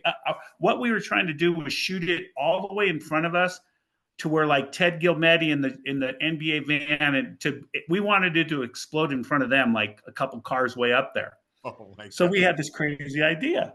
So I'm holding the bottle, and Stanley's got the thing in there. We're doing like 70 miles an hour. The wind's blowing all over, and he lights this thing. Okay, and it takes off. Well, we didn't realize that the wind resistance in the van was going to change the direction of this. I call it a bottle rocket, but it was like a missile. And this thing takes off and goes about 30 feet in the air, and all of a sudden turns downward. And now it's like parallel in the ground for about a couple hundred yards ahead of us. And it lands and explodes. It's in a guy's hay field, and it catches the hay on the whole field on fire. Oh, and there was man. somebody in another team behind us about a quarter of a mile, and they're like, dude, the guy's field's on fire. It's blazing. We're throwing fireworks out of the van, just getting rid of the evidence. We were going to stop like 5 miles up, whatever. Ernie says, yeah, we're going to stop. We did not stop. And we caught that dude's, I do not know how many acres of hay caught on fire. I don't know what it was. That was terrible. Wow. That was terrible. Yeah, And that was what I love is that Ernie Alexander, who was running the sanctioning body, just right. goes, no, go fast, keep going, just keep going. Yeah. He's like, don't stop. Let's just. And we had like I think CD he's just radios. he just strikes me as a big kid. He's the kid that just let you do one, and he didn't care. He's like, whatever, you know. What other Stanley Robinson joke? Okay, so here's one. We're in Midland, Texas. Ted Gilmedi and I say, we need to get some beer. So we walk across, we're staying at the Holiday Inn. It could have been the same tour. We walk across the street. We go to this gas station. The guy sells keggers. We're like, hey, how much is this like half keg? Guy goes like $20, whatever. He gives us a trash can. He gives us the fittings to pump the kegger, the whole 9 yards. We go back to the hotel room, put it in the bathtub, fill it up with ice. We're going to party. It was Ted and I and Kenny and probably Brian and Stanley. So we're playing quarters. I know you guys know what quarters are. So we start playing quarters. Well, guess who comes walking around the corner? Our other brother, rest in peace, Anthony Sewell. So he comes in, he's like, what you guys doing? We're like, we're playing quarters. Come on. So he sits down, and every person, we knew the dean. We knew it. The newcomer got hammered. Quarter, boom, Anthony, quarter, Anthony, quarter, Anthony. And he goes, you trying to get this brother drunk? And we go, yeah, we're trying to get you drunk. He's like, okay, that's cool. That was another fun story because we were just being stupid at that point. What other fun story? Dude, you bought a keg at the race and took it to your hotel room. We had the bathtub, and then the ice machine was right down the hall. We just started filling up the bathtub with ice, and what other funny story with Anthony? I mean, hold on. You had a keg in your hotel room at the races. I just can't get over that, man. That's crazy. Well, it was before the races, after the races, in between the races. I don't remember. It was a Holiday Inn in Midland, Odessa, Texas. I remember that. What other fun stories? Okay, so this is kind of a funny story. This is being stupid story. I'm going to tell you guys all sorts of shit. I don't care. So Cornuts and I are we're on the same tour. Anthony and Stanley go home. We're on the same tour. We're coming out of Florida, and the Mongoose van, it was the blue one, was filthy dirty. And I said, Brian, we need to wash the van. And he's like, well, I go, we need to wash the van. So it starts raining, like ridiculous raining. So I get this crazy idea. Look at Brian, it's raining. Let's pull underneath this next bridge. We got laundry detergent in the back of the van. Let's just put laundry detergent on the van, and we'll get out there with some old T-shirts or something, and we'll wash the van, and then we'll take off driving. And it's raining so hard that it'll get clean. It's going to wash all the soap off the van. So we're out there, we're scrubbing the van. It's so funny. I was like 17 years old. I just graduated high school, I think. And we get the van all soaped up. We're like, this is bitchin'. this is going to be perfect. And we take off, and it's raining so hard, and bubbles and shit are flying off the van. For literally like 50 miles. It was just constant. Oh, that's hilarious. So we drive like another 100 miles or whatever. The rain stops, whatever. We go in the hotel. We wake up the next morning, go out to the van. It's dirtier than it was when we started. All the dirt sticking to the soap. Yeah. It was Oh my just like, gosh. that was crazy. That was another fun story. I know. I tell you what, I probably wouldn't have disagreed with the thought process there. Yeah. I The kind of logic's there. I get it. I can't get into the crazy stuff because then people get in trouble. But isn't there what's that thing when you're past the law and they can't prosecute you after Statute of limitations. Oh, we're way past that. Yeah. Okay, so I can go there. Should I know that? I should. I watch a lot of Law and Order.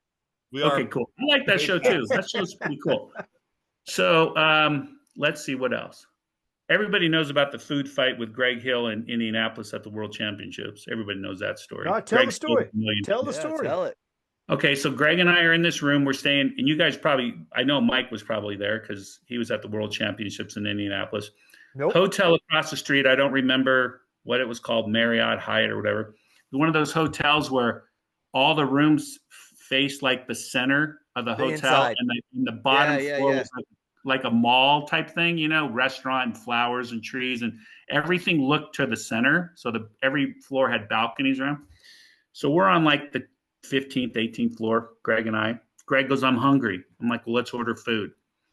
Call Stuart. Stuart, you hungry? We're going to order food. Yeah. Call it. Before you know it, we have like 47 cheeseburgers coming, like 3 chocolate cakes, 5 gallons of milk. They come bringing it up like in huge dollies to the room, and we just signed for it. So, Greg, he can eat more. Back in the day, I don't know about now, but back in the day, Greg Hill can eat more food than anybody. He would have won that hot dog contest in New Jersey every year, wherever. Because I've seen him. So we're eating. He's got like 3 or 4 cheeseburgers down. He's eating cake, and then he's like tapped out. Well, we still have like 20 cheeseburgers left. Well, Stuart throws a fry at Greg.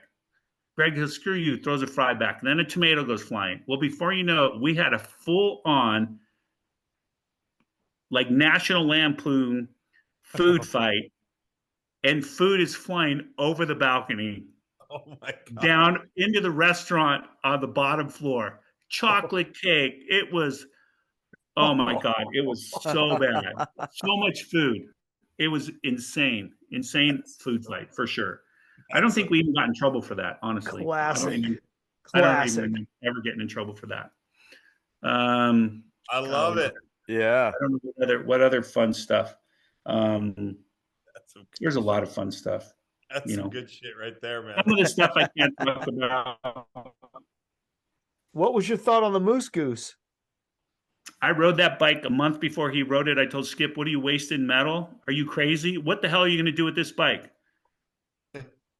I rode that bike, and I told him this was the biggest. What are you doing? That was a crazy bike. Goofy. That bike, it was a pit bike. It should have been a pit bike to cruise around the pits and go get a soda, and that's what it should have been. Dude, yeah. Moose Goose. Definitely one of the goofiest bikes ever made. Definitely one of the goofiest bikes ever made. Without even exaggeration. So, Mike, I'm going to send you 3 pictures right now. They're just random. I'm going to try to find that other one. Okay. Right now, the first one, if this is okay. There's this guy. I'll let Mikey explain it. Look at the first picture. Is the first picture? Hold on, because I don't know which order they came. It shows there's bikes and stuff. It's like it's like a display. Bikes on display. I see it. Yes, okay, that's some guy. I don't know where he lives, but that's like his bedroom. Wow, he's got a Kosmala shrine. Weird? Is that weird or what? Yes. Okay. Yes. I'll tell you it's another a Kosmala shrine. I'll have a picture up. We'll put the picture up. Okay. Another funny story tagging on that. So this guy reaches out to me, keeps reaching out. Oh, I'm a fan. I'm like, dude, don't want to be bothered. over like 6 months, he's reaching out. His name was DJ. He changed his name to DJ Cos. He's a DJ. Okay. So my wife, Vicky, goes, you should just meet the guy. He said he's in Vegas, whatever. So I tell this guy, okay, cool. I'll meet you. Don't know who it is. Could have been a murderer. I don't know. I meet him at this restaurant, Lazy Dogs. He's like, oh my gosh, he was a little weird. I was uncomfortable, and it takes me a lot to be uncomfortable. So the guy orders like 5 things off the menu, drinks, appetizers, all this expensive food, steak and whatever. And then we get ready to leave, and the guy's like, oh, dude, I don't have my wallet. You think you can take care of the bill? I'm like, yeah, no worries. I got the bill. I got to. So that was kind of weird. I blocked that guy. He sent me messages. And I'm like, I'm out. Okay, so this is another guy with the shrine. Okay, that to me freaked me out a little bit. He pulled a Palmer. Yeah. Rick Palmer used to do that. Yeah. Oh God. Oh! I forgot my and Mike King too. Oh, Mikey King was like that. Oh Yep. God. Another one. Oh, I forgot my wallet. I left my wallet at the hotel. I would remind him before we left, give me your wallet. I'll hold it. So when we get done with the bill, I'll make sure you pay. Don't leave the hotel until you give me your wallet. The second one is my little brother at Devonshire Downs. And the kid that I was talking about, I don't know if you can. I'm looking at it. Yeah. He's not in. My little brother's way on the left. I see him in the Mongoose stuff. Okay. Yeah. I thought the kid that was really big, real popular was in the picture, but I guess not. I don't remember. Okay, forget that. And then the last one, you probably didn't even know this. The last one was the original name of the Cos Cruiser. Russ Akawa made that sticker, and my wife showed up. Yeah. The Cos Goose. Okay. Goose. So my wife, they used to always they would maintain my bikes at the shop, at the factory. So my wife was my girlfriend at the time, went to the shop to pick up my bike. We were heading to Watsonville. And she goes, oh my God, you can't believe it. The sticker on the bike. And I saw it, and I'm like, there's absolutely no way they're calling that bike a Cos Goose. Absolutely 100% no way, not happening. So I went to Watsonville, raced and rode with that sticker on the bike. When I came back, I said, nope, that ain't going to be the name of it. It's going to be a Cos Cruiser, and that's it. But that sticker was handmade. Hardly anybody ever knew that's what they were originally going to call it. Did you get any of those? Did you get any of the stickers? I was just going to say, if you had that, how great would that be? There was one sticker that Russ Akawa was he's a nice guy. He was very talented. He, with a razor knife, he cut it out of other Mongoose stickers and made it. Wow. Yeah. So if it came off the bike, it would have just been peeled off, with a razor blade type thing. But yeah. Great story. I'll find that other picture for you, for sure. So, somebody needs to repop that sticker and make one. Yeah. Yeah. Oh man, the Cos Cruiser is classic. I mean, that's just a classic. Everyone knows what that is. Cos Goose? No. You know what drives me crazy? Because I'm just like a pet pizza thing. Because I'm the one who did it with 2 Ks and not Cos with a cruiser with a C. Yeah. And I hate when people write in there, oh, it's a Cos, and they make the cruiser with a C. Drives me crazy. I'm like, dude, you own a bike. It's on the sticker. What's the deal? Like me at the traffic light. Yeah. Drives me crazy. Yeah, exactly the same. I think Cos he's a closet horn honker. Yeah, he's a horn honker. You see? Hey. Oh my God. All right, that's cool. I'll take it. JV. I don't have any other funny stories. Well, guys. that's perfect. Listen, I do have a lot of them. We have enough for a great episode, Cos. Oh, dude, this is great. This is gold. Absolutely going to be fantastic. So this is going to be like 10,000 viewers, 20,000 viewers. Oh yeah, all of our videos are. Yeah, awesome. all of the 55-year-old men that know how to use a computer, use a laptop, or look at find a video. Yeah, that's all right. This is fun, dude. We're having whenever you need a stand, let me know. The fact is that we'll have this. This will live forever on YouTube.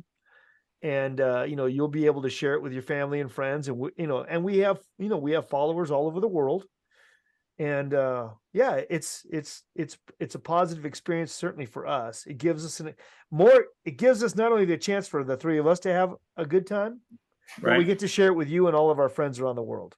Yeah, Right. and That's what's good. And these stories, like that you were telling, Cos, these are, you know, a lot of people don't know these stories, man. No And way. they're part of the history and fabric of our sport, man. The stories that you told tonight, and the stories that we hear from others, it paints a picture of how, you know, it's a behind the scenes of how it was on tour, what the races were like, rivalries, all those different things, man. So even though we don't have a ton of subscribers, where are we at now, guys? Over 1,000. I know we're over 1,000 because JV's got a tattoo coming. Yeah. Well, I'm going to put something out there. You'll probably break 10 grand in a week. I love it. Yeah. I'm going to it's just going to be a threat. It's just going to be a threat. Well, no, I'm just teasing. It won't be a threat.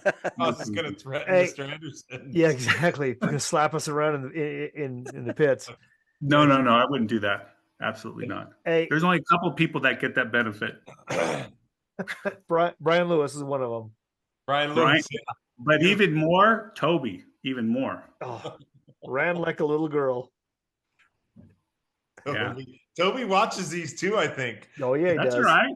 Yeah. Toby is the reason Brent owns steak. So why does Brett Patterson owe you? Yeah. Okay. Yeah. So here we are, NBL Grands. I think it was St. Louis, or I can't remember. Toby was leading the cruiser points, pro points. Brent was in second. I was in third. I had no chance to get number one. I smell you cooking, bro. So the main takes off. Brent's leading. I'm in second. Toby's in third. All Toby has to do is finish in the top 5. He gets the number 1 plate. You would think that he would just take third, take the $200 in third place, whatever it was, and have the number 1 plate. Going into the very last corner, I felt him coming. And he tried to take me out. Well, that didn't happen. And he went down and crashed. And he finished like 8th place in the main, 7th or 8th.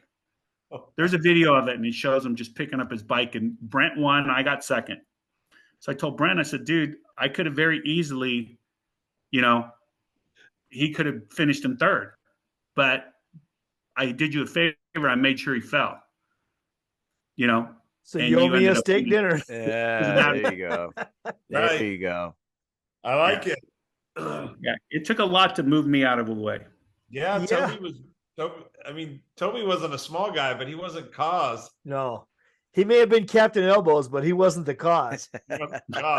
You ain't gonna elbow Cos out of the way. You guys are crazy. Yeah, so that was the end of that program. That was that. Well, Cos, we're thankful, grateful that you're on the show.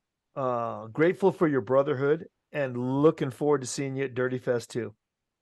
Okay, buddy. I appreciate everything that you guys do. Thanks for bringing everybody together. Mikey, I hope in a couple months when I get better, we can do what we talked about or what you and PK talked about. You guys are included. You guys are more than welcome to show up if you want. You can fill them in on it, Mikey. Yep. It's going to be like hog heaven type of thing. Yep. And if your travels ever come through Pahrump, we're going to be coming to see you. Dude, come on. I got plenty of room, plenty of house. Mama cooks really good. There's always, I got 3 refrigerators full of food, so I'm never short on food. Well, if you hear a car pull up and horns honking, you'll know it's us. James is here. Love you, Cos. All right, guys. Peace out, man. Thanks for everything. You guys have a great night. Stay safe. Yes, you sir. too, Cos. Thanks, buddy. Yeah. Take care, bud. Hey, this is John Cruz. No, we're not having an earthquake. I have Parkinson's. What do you think of that, Michael? We ought to pitch in and get you a gimbal. That would be nice. But seriously, this is John Cruz. and I obviously have something going on, and I was diagnosed with Parkinson's 20 years ago this year, actually. So I've chosen the Davis Finney Foundation over the years to be my voice for Parkinson's. If you're not familiar with the Davis Finney Foundation, Davis Finney is one of the winningest cyclists in American history. He's the roadie. If you guys remember those roadies out there, all that Lycra and stuff. But he is just a great man. When he was diagnosed with Parkinson's, he decided to make a difference in people's lives. And his choice was to start a foundation. And that foundation obviously wishes for a cure for Parkinson's, because there is no cure at this time. But they recognize that you have to live with Parkinson's, and your caregivers are having to live and take care of us. And the Davis Finney Foundation, that's what they do, is they only look for a cure, but they look for ways to enhance the quality of life for Parkinson's sufferers and their caregivers. So I appreciate all of you supporting the Davis Finney Foundation. It certainly means a lot to me. I know we all have something, right? So I think it's important to give back to our communities, whether it's BMX or a foundation that's close to your heart. If you don't have one, please choose mine. I appreciate you. Well, thank you, John Cruz. You certainly have made a difference in a lot of lives, including mine, and giving us the opportunity to do something good for somebody else is fantastic. So thank you. Thank you so much. And on behalf of John Cruz, please find a way to give something to the Davis Finney Foundation on behalf of John Cruz, the Dirty Knobs, and your entire BMX family. Thank you very much. Well, I hope you enjoyed that one, you bunch of dirty knobs.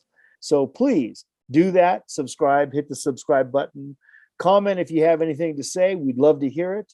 And we will be back out here in 2 weeks with another one. And thanks to our sponsors. Speaking of which, we are going to read some commercials to you now. Thanks for showing our sponsors the love, because they're showing it to us. Thanks again, and we'll catch up to you soon. And then sing it out right now. All right, coming live and direct from the Colt Clubhouse in Santa Ana, California.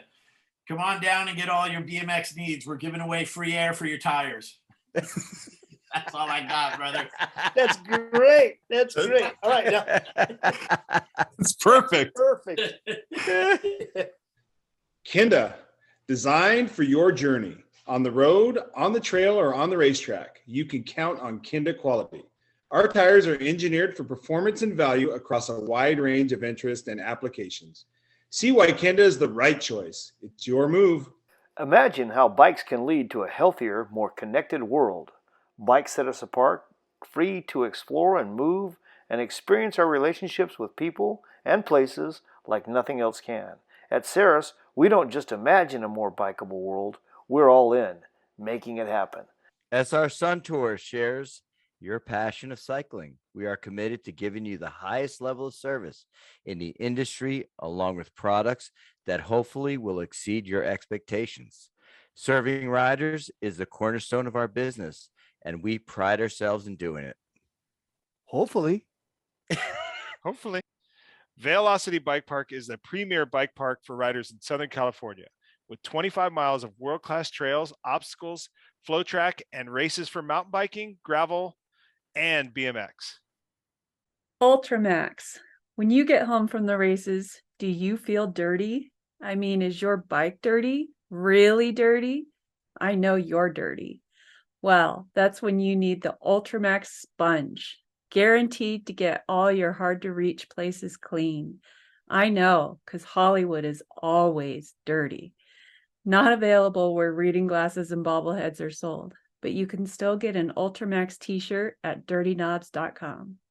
Hi everybody, Toby Henderson, founder of Box, co-founder of American BMX Companies, the owner of Race Inc., Botima, and Cook Brothers Racing.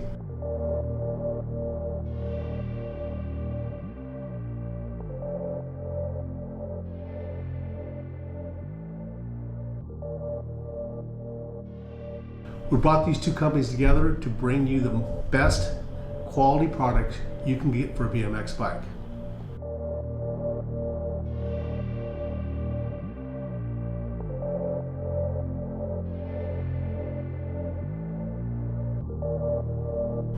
We're all about the rider, so please check out our Level Up and Rider First programs.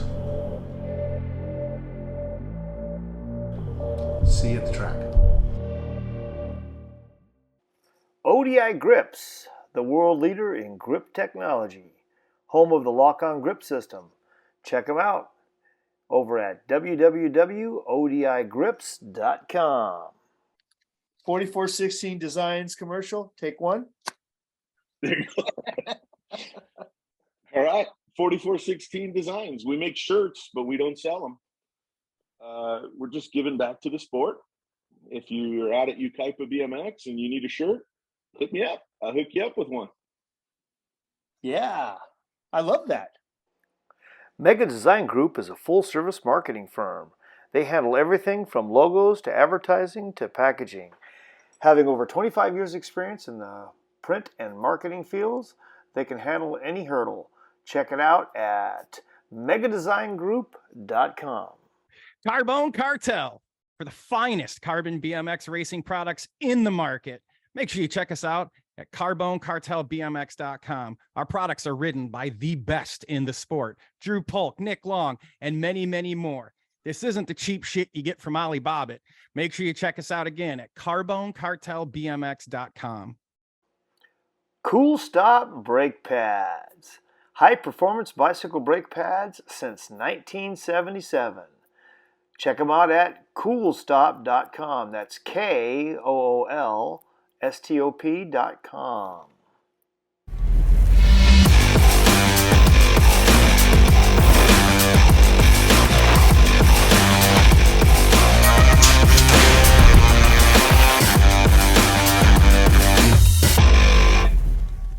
Supercross BMX. What can we say? Our lives revolve around BMX. Founded in 1989 to build the ultimate BMX race frame, they've never strayed from that vision. Hey, for more details, check it out at supercrossbmx.com. Hey everyone, this is Brian Wilson with ProGate. We are the official gate supplier for UCI and the Olympics. We even make a gate that you can practice on in your driveway at home. Wait a minute, who else are you making a gate for? We're making a gate for Dirty Fest. You guys got to come and check it out. Whatever Dirty Fest needs for this track, we're going to supply it. We're not some French knockoff, you know. We're the gold standard in BMX gates. And make sure to check us out at progate.net and bmxtracksupply.com, and we'll see you at Dirty Fest for sure. Take care, everybody. Hey, folks, this is Mike Rodriguez, a.k.a. Mr. Crit. I've been racing and making number plates since 1980. You know, like when they used to do one-pedal starts. But, you know, Crit Blade has been around for 43 years.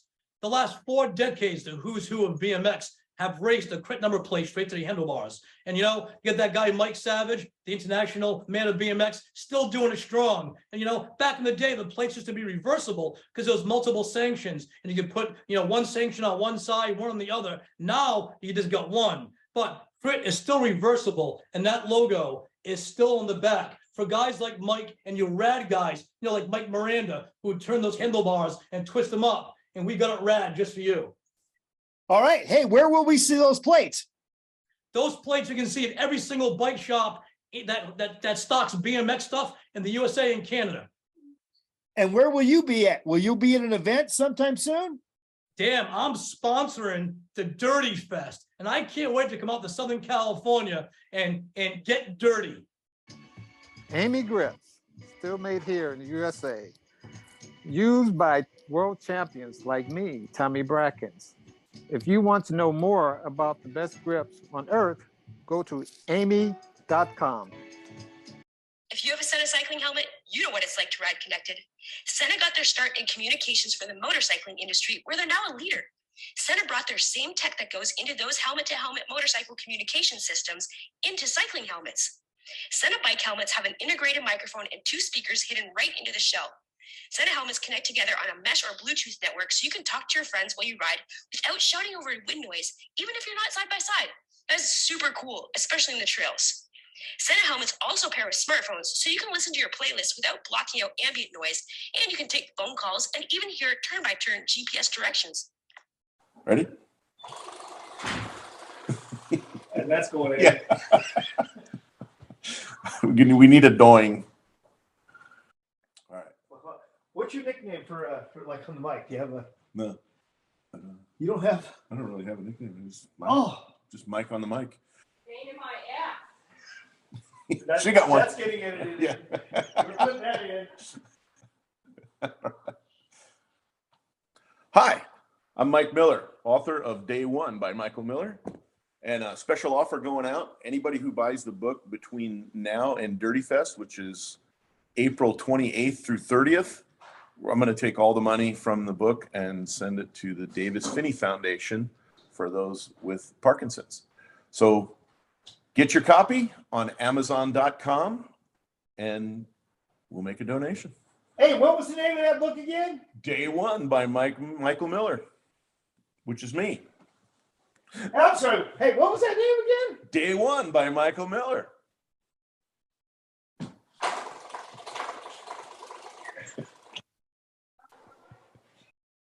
Hey, support the podcasts that support us, our friends. The fine folks over there at All Things BMX, which is our favorite Wednesday night live podcast, as you know. Our buddies over there at Beer Budget BMX, Big Bike BMX, and BMX Weekly. Check them out. Check them out. Our friends. What's up, everybody? It's your friend Isaac from Big Bike BMX, and I've got a podcast with my best friend, 80s BMX Craig.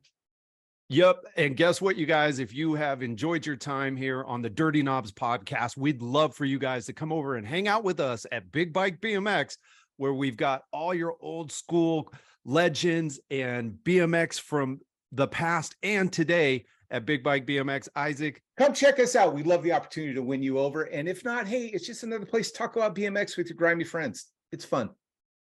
Hey, Dale Holmes, I want to tell you something. One of my favorite podcasts that I never miss is BMX Weekly. Even though it has an accent, I still love it. Cheers, Mike. You can get all the podcasts on bmxweekly.com. Old school, mid school, today's school. Check it out. Yeah, BMX Weekly.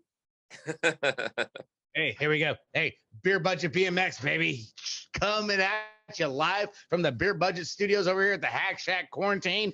Oh, man, we're coming in hotter than Satan's nutsack. Yeah, we are dirtier than an Alabama strip club where reclass pros go and get lap dances by their half-sister. Yeah, the only show that'll make you second-guess your life choices like a Amish on an e-bike. Hey, if you guys enjoy what you just listened to, make sure you tune in every Wednesday night to the All Things BMX show, the only live streaming podcast show in the game right now. Even ask Mike. He's been on. Vicente's been on. Still waiting for that other guy to come on the show. You can find us on YouTube, Twitch, and Facebook.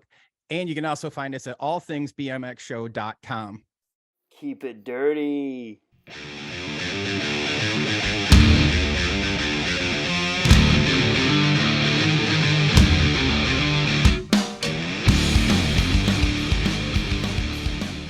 It's now 6:03.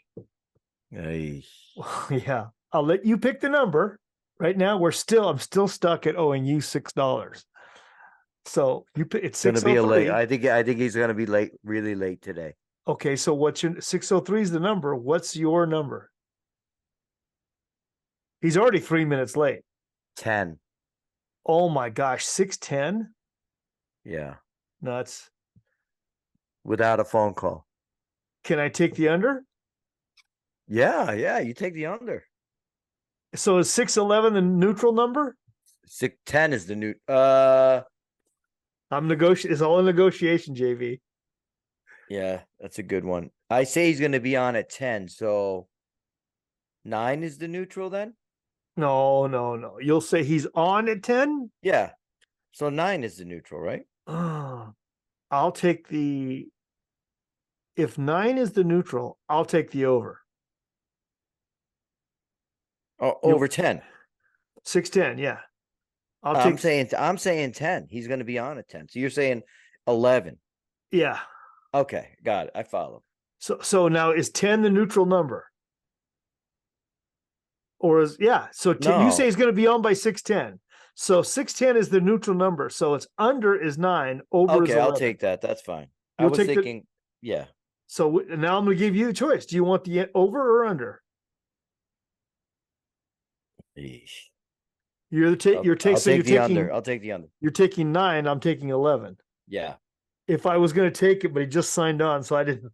I'm glad this argument went. This argument went long. He just signed on? He just signed on. Oh man. Wow. Well, he surprised us. He's only 5 minutes late.